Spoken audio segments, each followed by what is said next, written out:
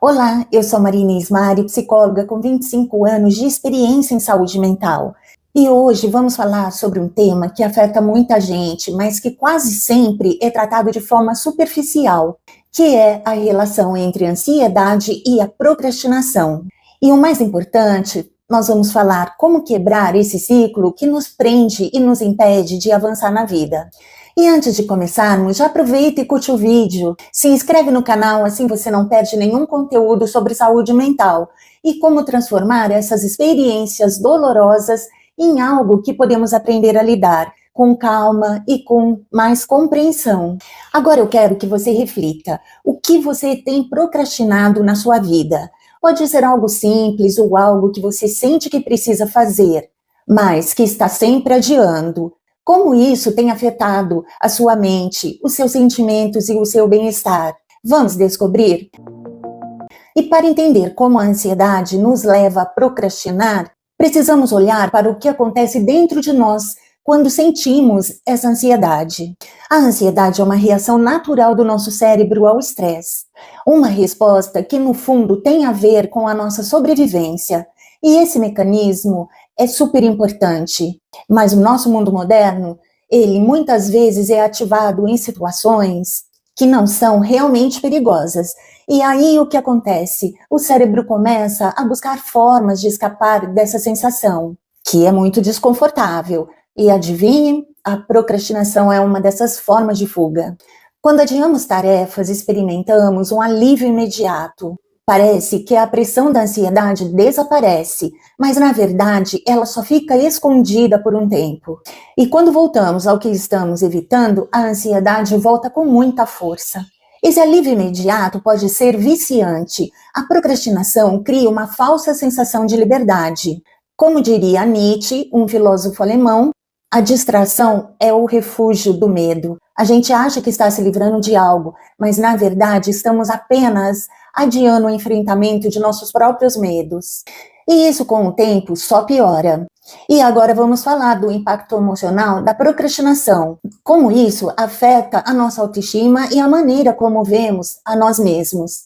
Quando procrastinamos, é comum sentir culpa, não é? A gente se sente incapaz, preguiçoso, como se estivéssemos falhando. Mas olha só, procrastinação não tem nada a ver com preguiça. Na verdade, é uma estratégia de enfrentamento da ansiedade. O problema é que ela nos mantém presos em um ciclo vicioso de adiar, sentir culpa e adiar de novo. E com isso acabamos paralisados mentalmente. E as tarefas vão se acumulando e nossa sensação de inadequação cresce. Agora, vamos olhar para isso de uma forma mais profunda. Os filósofos existenciais, como Jean-Paul Sartre, falavam sobre a procrastinação como uma fuga da liberdade. Porque em vez de enfrentar as nossas responsabilidades e viver de forma autêntica, escolhemos a inação que nos aprisiona ainda mais. Ok, agora que entendemos como esse ciclo vicioso funciona, como podemos quebrá-lo? Primeiro de tudo, precisamos começar a encarar a nossa ansiedade sem fugir dela. E uma das melhores maneiras de fazer isso é praticar o mindfulness, ou a atenção plena. O mindfulness nos ensina a estar no presente, a aceitar a ansiedade como uma sensação passageira, sem deixar que ela controle nossas ações. Ao invés de fugir da tarefa, podemos focar no agora, dando pequenos passos que nos aproximam do nosso objetivo. Um outro truque é dividir as tarefas em pedaços menores. Quando olhamos para uma grande tarefa, ela parece um monstro, mas se quebrarmos ela em partes menores, tudo fica mais gerenciável. Cada pequena vitória vai criar um ciclo positivo, onde a ação se torna um remédio para a ansiedade. Além disso, a autocompaixão é fundamental. O quanto você tem sido duro consigo mesmo? Quando a gente se chama de preguiçoso ou incompetente, só estamos reforçando ainda mais a ansiedade. Então, que tal se tratar com mais gentileza? Lembre-se, todo mundo tem seus momentos de fraqueza.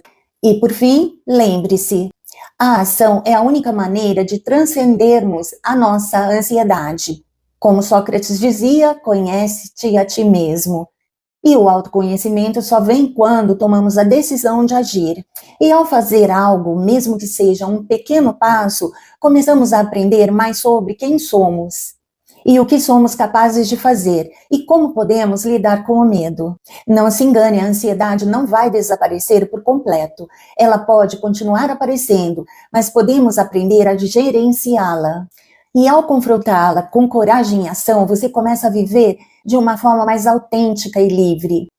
O processo de autoconhecimento e crescimento pessoal começa com uma escolha simples, que é agir.